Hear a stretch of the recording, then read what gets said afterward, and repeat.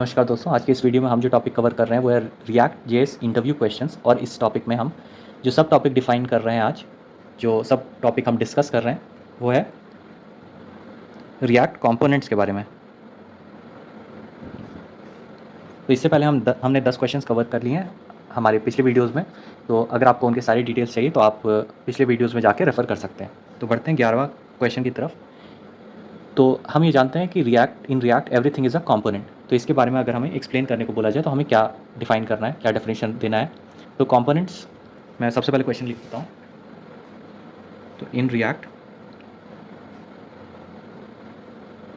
Everything is a component.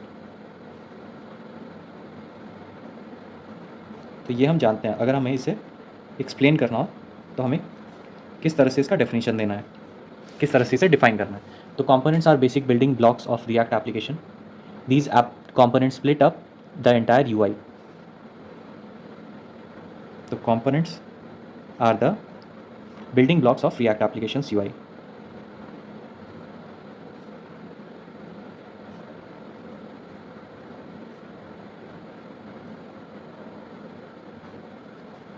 UI.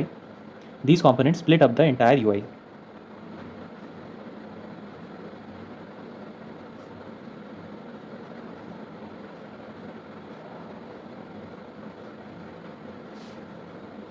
Into small, independent and reusable pieces.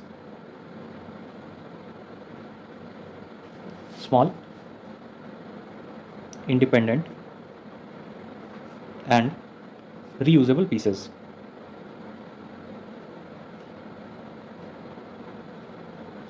Then it renders each of these components independent of each other.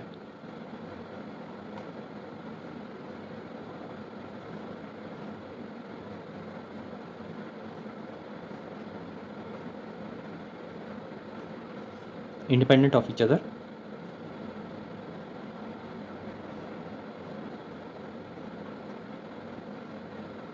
Without affecting the rest of the UI.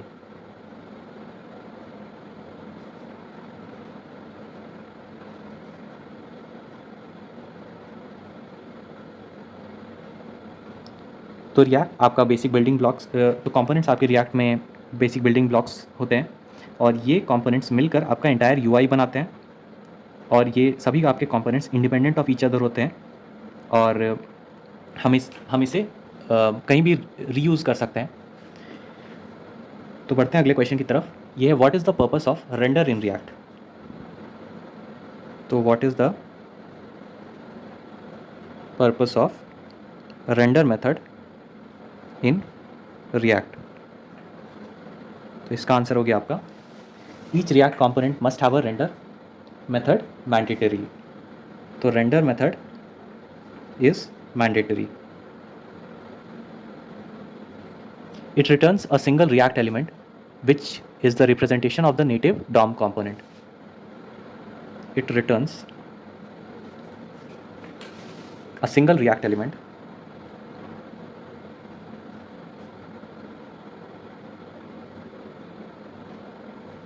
which is the representation of the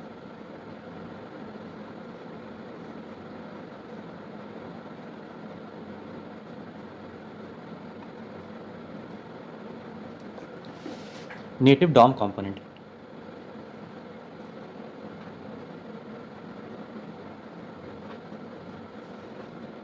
So if more than one HTML elements needs to be rendered, then they must be grouped together inside one closing tag such as form, any form or group or div. तो ये render method जो आपका है वो एक आपका mandatory field है और ये रिटर्न करता है एक single react element. A function must be kept pure. It must return the same result each time it is invoked. तो बढ़ते हैं 13th क्वेश्चन की तरफ। ये हो गया आपका हाउ कैन यू एम्बेड 2 और more components in one.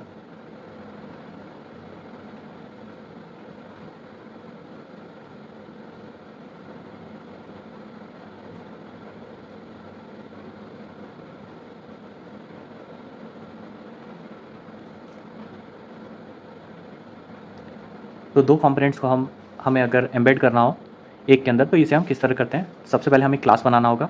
Render method के अंदर हम रिटर्न करेंगे अपना JSX और दूसरा क्लास हमें बनाना होगा, दूसरा कंपोनेंट बनाना होगा और उसके अंदर भी हम यूज़ करेंगे, रिटर्न करेंगे अपना JSX। और उसके बाद रिएक्ट डॉम डॉट रेंडर, और इसके अंदर हम पास कर देंगे। तो सपोज़ आपका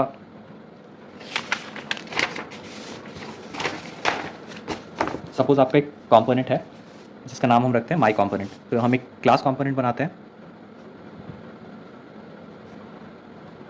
तो हमें देखना है कि हम दो कंपोनेंट्स को एक साथ कैसे एम्बेड कर सकते हैं। तो सबसे पहले एक कंपोनेंट बनाते हैं जो कि एक्सटेंड करना होगा इसे रिएक्ट डॉट कंपोनेंट।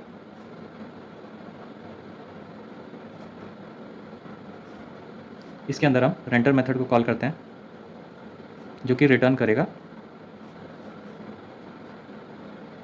एक डिव के अंदर हेलो माई कंपोनेंट। इसके साथ साथ हम एक हेडर नाम का कंपोनेंट बनाते हैं जिसे हम यहाँ पर कॉल कर लेते हैं। डिव को हम क्लोज कर लेते हैं और रिटर्न को भी, रेंडर को भी और क्लास को भी। एक और हम हेडर कंपोनेंट बनाते हैं जो कि एक्सटेंड करेगा रिएक्ट डॉट कंपोनेंट को। यहाँ भी हम रेंडर मेथड कॉल कर रहे हैं क्योंकि एक मैंडेटरी मेथड है, और ये आपका रिटर्न कर रहा है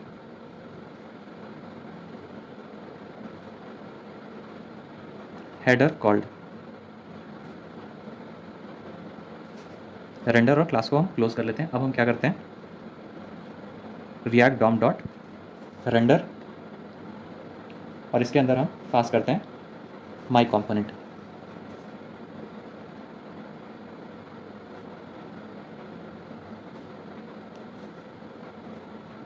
document dot get element by ID,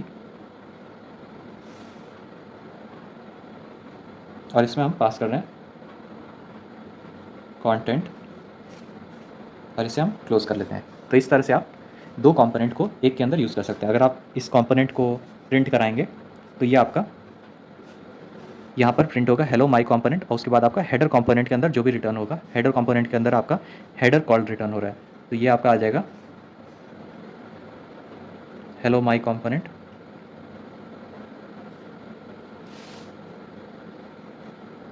header called.